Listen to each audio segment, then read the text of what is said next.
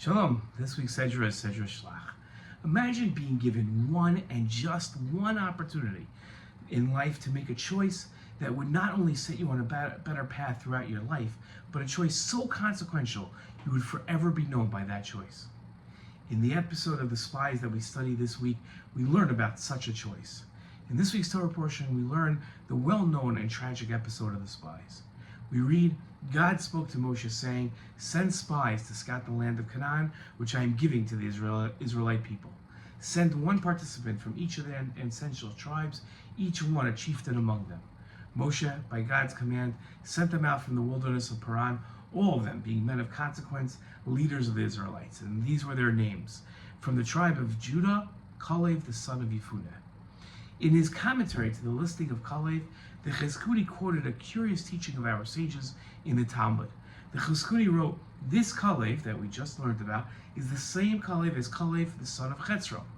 The reason he is called the son of Yefuneh is because he turned aside, in Hebrew the word turned aside is Yefuneh, from all but one of the other spies." When God introduces Moshe in the Torah, we learn about him being raised in the house of Paro. The same word we learned in the context of Kalev a second ago appeared in an episode in Moshe's life. Early in his life, we read about the story of his leaving the palace. When Moshe had grown up, he went out to his people, the Jews, and witnessed their labors in slavery. Moshe saw an Egyptian beating a Jew, one of his people.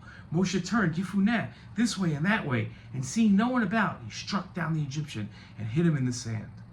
In a teaching attributed to Rabbi Joseph Soloveitchik, a homiletic interpretation of the phrase Moshe turned Yefuneh this way and that way meant that Moshe looked at both of his options.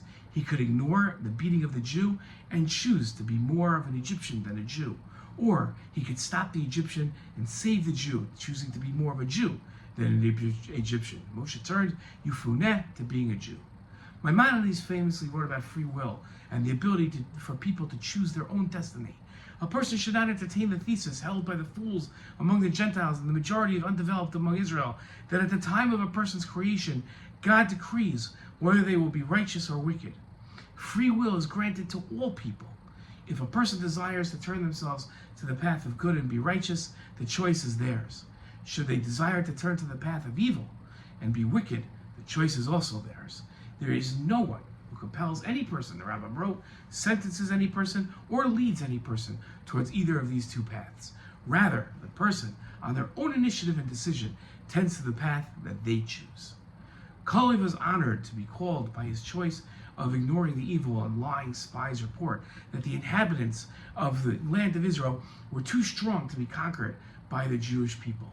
Faced with the choice between trusting in God and following his evil colleagues, Kalev turned Yefuneh to the correct path and would forever be known by that choice.